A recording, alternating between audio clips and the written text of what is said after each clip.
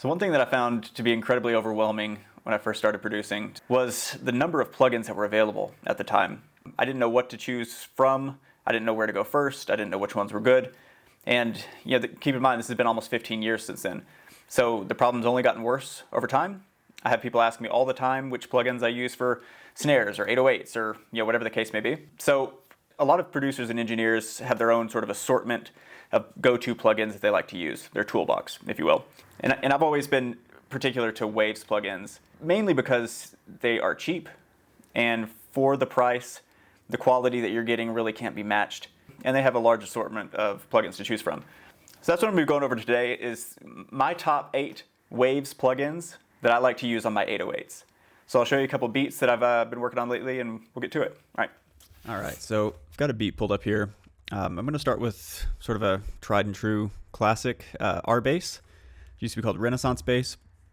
This one's pretty simple. It's mainly a saturation based plugin. What it's going to do for your 808 is add some like third order harmonics or higher, which basically just means it's going to give it some drive or some buzz.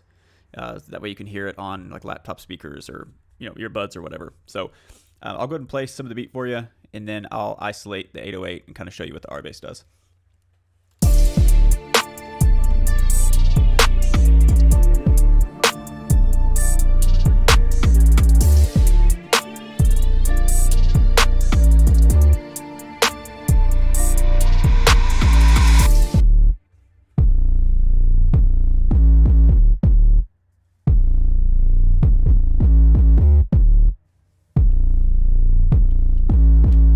So, I mean, at this point, the 808 sounded great, but as you can tell on this 4-track here, I've played with all sorts of plugins to get it to that point, right? So, my point is, whenever you start with an 808, don't think that has to be the finished product, and don't think just because it doesn't sound great in your beat at first that you can't mold it into something better.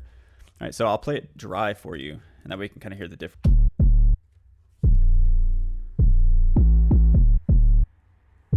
It's not horrible, but it's just it's lacking something, right?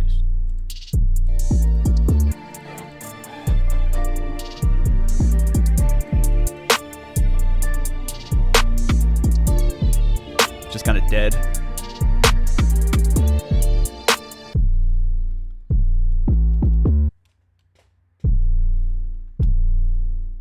All right, so let's pull this R bass up. Now, R bass is actually one of the most simple plugins that you can find anywhere. And for me, with an 808, you're always going to choose the stereo option because you don't want it to be playing in mono. Obviously, you want some stereo imaging there. But once you pull it up in stereo, there are really only 2 things to worry about. The first is going to be the intensity here, and the second is going to be your frequency. So basically, as far as intensity goes, as you raise this meter upward, it starts at 0 generally. As you raise it upward, it's adding saturation and an EQ, and it makes the bass sound more and more full. And if you add too much intensity, then it can make it sound overdriven, which you don't really want. Second thing is the frequency down here. It's going to be the frequency point at which the most saturation is added. It's going to be the main area of the 808 that you want to focus on, if that makes sense. So let me go ahead and play it kind of from scratch here, and I'll show you what these things do.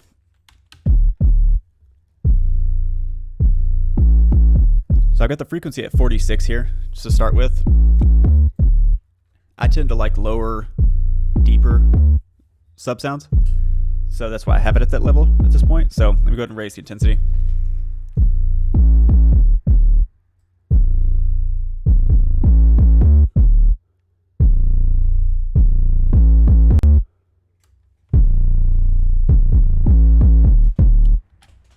Some people would crank it all the way up to 24. That's a little much for me. I think I had it down at around 6. There's no precise numbers here. You just kind of have to play it by ear. I'll keep it at the 6 number, and then I'll change the frequencies around so you can kind of hear what that does as well. Some people like to raise the frequency point at which you're focused on, because that way it can give it more body with laptop speakers or systems that don't have subs. But I'll play it for you now.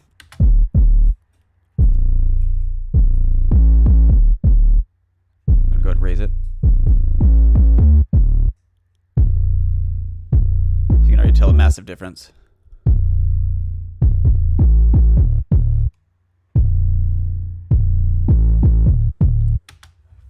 Great. So as far as our bass is concerned, that's really all you have to worry about.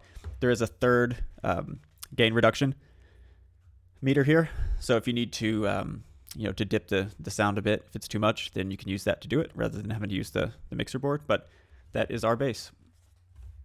Okay, so the next one I'm going to talk about is the Renaissance Axe. It's AXX. Basically, this is more of kind of a niche option. Not too many people use it at least that I'm familiar with. But basically, it's made for guitar and bass, and it's just a compressor plug-in. But it operates very simply to our Vox. If you've ever used Renaissance Vocals, in that its user interface is super easy. We'll go ahead and pull it up here for you. Of course, we want the stereo option as usual.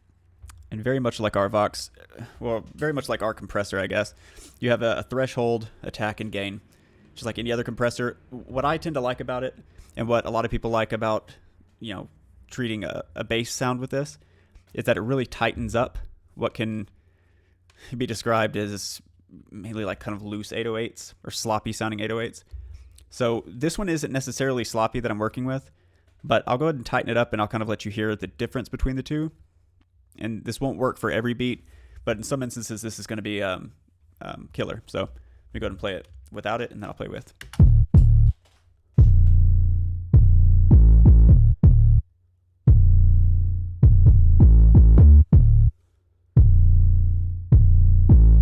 Okay, that's without.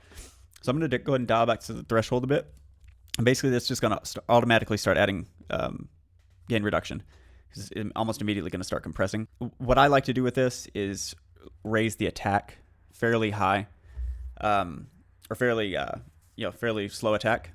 So the theory behind this is that with 808s, the initial transient sound is really important, right? The initial whoomp, and if you compress too quickly, you're squeezing that down, kind of sausaging a sound that needs that transient. So by slowing the attack, you're going to allow that transient to pop through, and then you're going to control it, right? So there is no release option, just threshold and attack.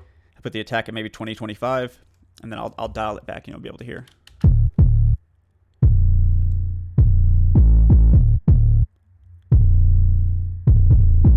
You already hear it working.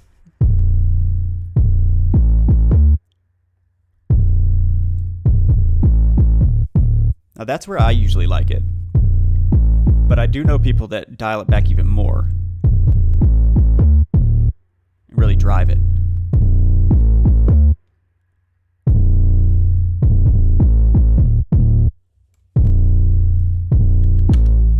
So if you need something really aggressive, really controlled and tight, Renaissance Axe is going to be the way to go.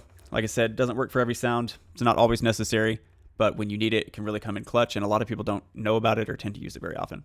All right, so I'm going to go ahead and take this Axe plugin off, because if we continue using that, it's going to limit our options here. And the next one I want to talk about is the next on the list here, which is the Berserk distortion plugin. And of all the saturation, distortion type plugins that I've used in the past, I've used this one the most, I think, most especially on 808s. It gives them a very specific flavor, when you're driving them, that a lot of other plugins just don't really seem to match. And it does it really easily too. It's got really great presets as well. So if you don't really know what you're doing initially, it's usually fine. Just tinker with it and you'll be able to get it. So I'm going to go ahead and activate it here. And basically I've got this set already, and I've got some parameters set here. I could go through all of these individually, but we don't really have time here, so I'll go through these in another video. Just know that the presets options are going to be up here, and then the character here will give you different types of overdrive. So I'll play it without, and then I'll play it with.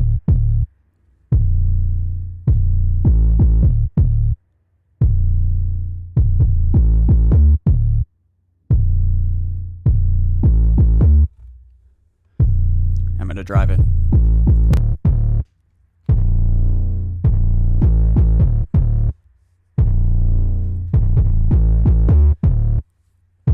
May sound a little too rough at this point. You always have the ability to dial back the mix, so lower the mix, and it it changes the balance there. However, you have to realize we're also listening to this isolated, which you don't usually want to do when you're mixing, but to demonstrate these things, I like to isolate the sound. I'll play it within the context of the mix, and it won't sound as aggressive as maybe you thought initially.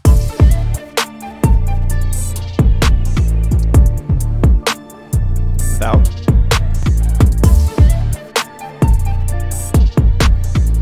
Very smooth, kind of heavy sound, and then with.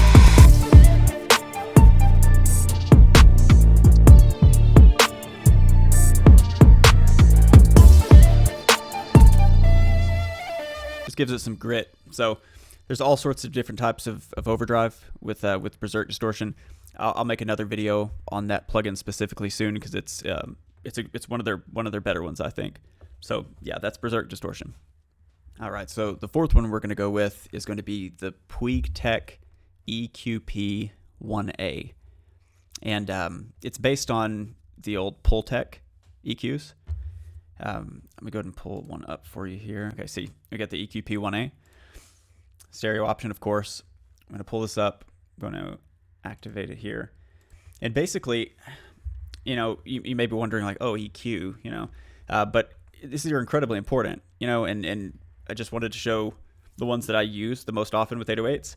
And these PuigTec EQs from back in the day have two really great features, right? They have the ability to boost and attenuate at the same time, which can create some really interesting feedback there. And additionally, they have great low end and very smooth high end. So if you're looking to have some very smooth EQ bands rather than sharp surgical type stuff, the PuigTec's usually going to be the way to go. So I don't usually like to do a lot of sharp processing with 808s. It just doesn't sound right to me. I like to keep it more natural, more wavy, and that's what this specializes in. So I'm just going to go ahead and play it without it. I'm going to go ahead and boost here, and basically you're going to be boosting at whatever frequency is listed here. So I'm going to boost at about either 60 or 30. I'm going to try it, and we'll boost up to like 4 or 5, and you'll hear a massive difference.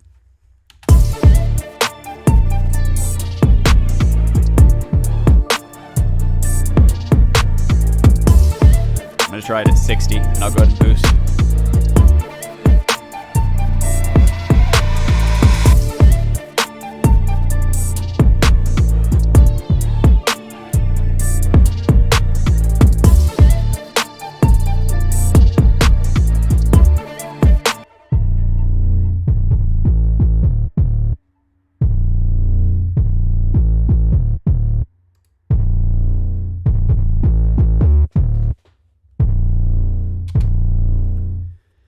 And what that's doing here is, because I've added the berserk distortion in, for some songs that may be a little too sharp. For this one, it's not necessarily. I think that it fits fine without the PuigTec.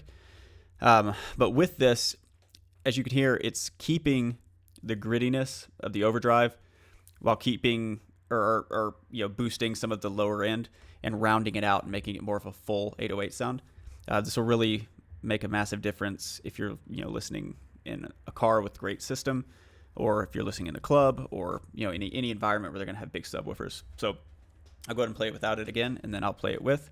We'll drop it down to 30, kind of see what that sounds like, and then you'll have a pretty good idea.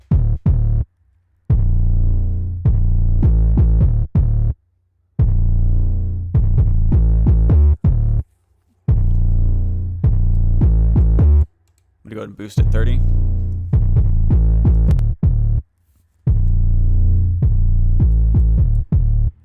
It's a little too low, I think.